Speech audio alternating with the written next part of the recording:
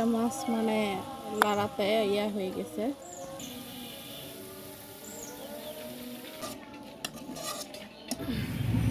বাবা এই বড় বড়, এটা মানে পুকুরে চাষ করা ট্যাংর না।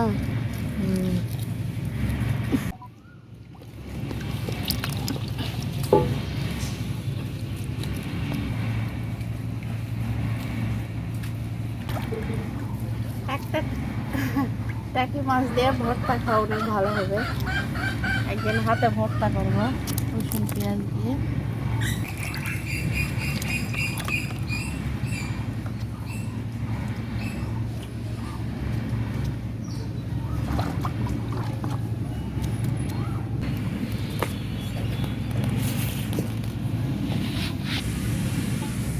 আসসালামু আলাইকুম গাইস, আশা করি সবাই ভালো আছেন। তো আবার একটা নতুন ভিডিও নিয়ে আপনাদের সামনে আসলাম। তো এটা এই যে পুকুরে চাষ করা ট্যাংর মাছ, একটা শাটি, মানে টাকিও বলে শাটিও বলে, আপনারা কি বলেন জানি না। আর এই যে একটা ট্যাং মাছ ছিল,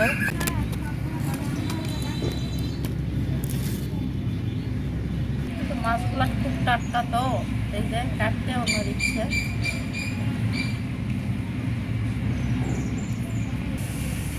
এই টাকিটার সাইজ দেখুন একবার, একদম পুরো হয়ে গেছে, মানে খেতে যা লাগবে না সেই, তাই না?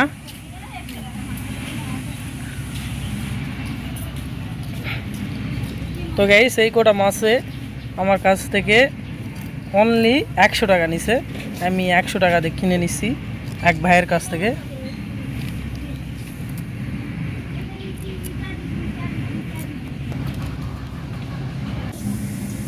মানে খুব টাকা পয়সার শর্টকাট, এমন অবস্থা পরিস্থিতি পড়ে গেছি, মানে টাকা পয়সা নাই। তো ওই মানে কালকে খাইলাম ভর্তা ভাত, তো আজকে যে একজনের কাছে কম দামে পাইছে এই কারণে কিনে নিয়ে আসছে।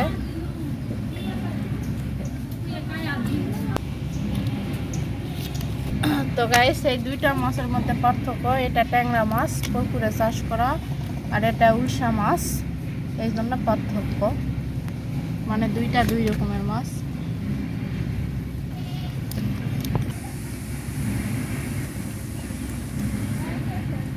তো আমরা এই বছরে কোনো ট্যাংরা মাছ খাইনি, আজকে প্রথম খাচ্ছি।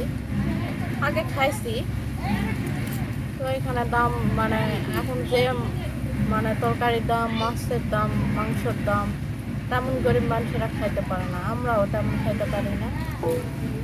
হঠাৎ হঠাৎ হয়তো যখন টাকা পয়সা হয় তখন যায় আনে খাই।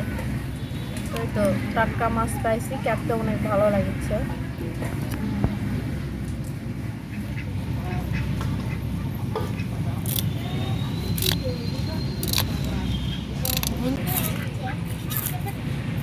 কে ধরে নিয়ে আসছে?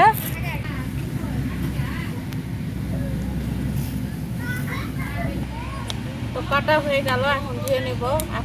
এখন সাথে থাকুন, আমি বলে পরে যাই এটা ধুয়ে নেব।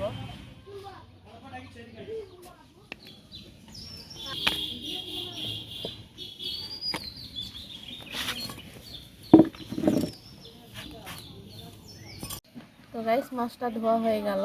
তো এখন এই যে সাজনাটা কেটে নেব। তো আজকে সাজনা দিয়ে, ট্যাংরা মাছ দিয়ে, পটল দিয়ে, একটা আলু দেব, দিয়ে আজকে হলো মানে ট্যাংরা মাছের চচ্চড়ি বানাবো।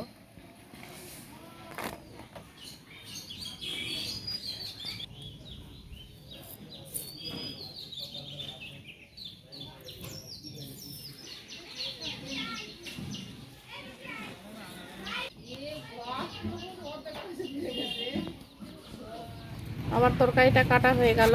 এখানে হলো সজনা ডাঁটা দিছি, পটল দিছি, আর কয়েকটা আলু দিছি। এখন এটা ধুয়ে নেব। তো ধুয়ে নিয়ে আসে চড়াই দেব। কড়াইটা ধুয়ে নেই।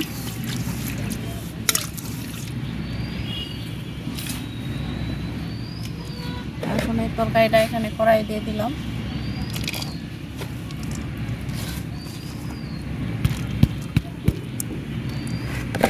এই যে পেঁয়াজ আর হলো 4টা মরিচ কাটে রাখছে, এটাও দিয়ে দিলাম এখানে।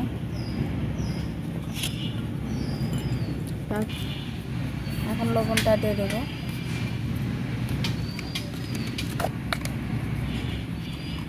হলুদ দিয়ে দিলাম পরিমাণ মতো। এই যে বাটা শুকনো মরিচ, জিরা বাটা, আদা বাটা, এখানে সব কিছুই রেখেছি দিয়ে দিলাম। যে মরিচ বাটা দিয়ে দিলাম।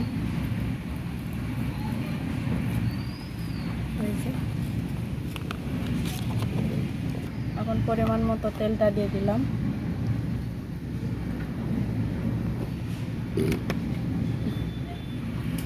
এখন এখানে সব কিছু দিয়ে দিচ্ছি, এটা এখন মাখাই নিব।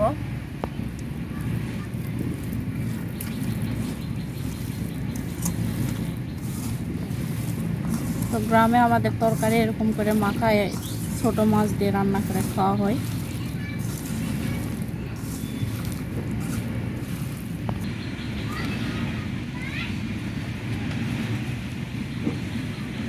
তো আমাদের দাদিরা বলতো যে হাতে মাখা তরকারি অনেক স্বাদ। তো যাদের হাতে তরকারির স্বাদ হবে সেটা মাখাতেই বোঝা যাবে যে এটা স্বাদ হবে না অস্বাদ হবে।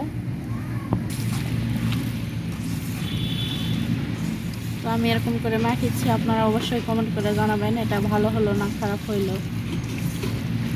তো এখন এখানে মাছটা দিয়ে দেবো। এই যে ধরে রাখছিলাম, দিয়ে দিলাম।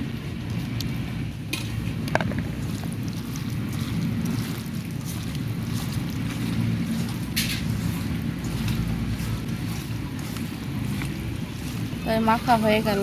এখন এখানে হাত ধোয়ার পানিটা দিয়ে দেবো। অল্প করে পানিটা দিয়ে দিলাম।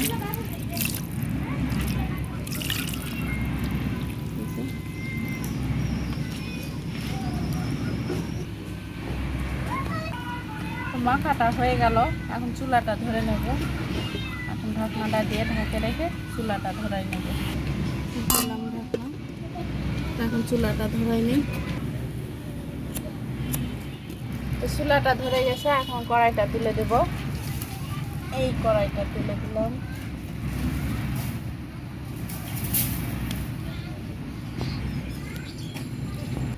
তো গাইস, এই তো রমজান মাস শেষ হয়ে আসছে। তো কালকে আজকে মনে করেন শেষ রোজা। তো এটা অনেক ভালোভাবে কাটার অনেক আনন্দ একটা আছে যে আল্লাহ যেন ভালোভাবে কাটার তৌফিক দান করে। তো আমাদের আবার 1 বছর পর রমজান মাসে আবার রোজা আসবে। তো ভালোই এবার রোজাটা হইলো, মানে প্রচুর গরম যে হয় সেটা হয়নি। মানে শেষ রোজার দিকে একটু গরম ছিল, তো অনেকটা ঠান্ডা আবহাওয়া ছিল। এবার রোজাটা অনেক ভালোভাবে কাটাইতে পারছি। তো এখন শেষ রোজা। তো আপনাদের কাছে সবার ঈদের দাওয়াত থাকলো। তো আমার তরকারি রান্নাটা কেমন হলো অবশ্যই কমেন্ট করে জানাবেন আপুরা। আর যারা যারা আমার চ্যানেলে নতুন আছে অবশ্যই আমার চ্যানেলটা সাবস্ক্রাইব করবেন। তো আমি তেমন গুছায় কথা বলতে পারি না, আমরা গ্রামের মানুষ। তো কোথায় ভুল পাইলে অবশ্যই, একদিনে তো মানুষই এক হয় না। আমরা গ্রামের মানুষ, একটু কথা মানে গুছিয়ে বলতে পারি না।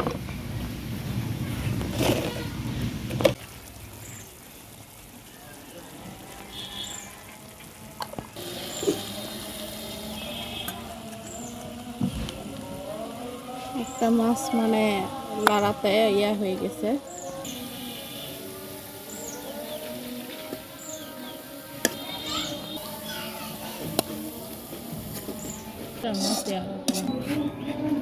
তো গাইস, এই তো আমার ট্যাংরা মাছের সজনা ডাঁটা, পটল আর আলু দিয়ে মানে চচ্চড়ি, ওটা বলে না, এটা একটা নতুন রেসিপি।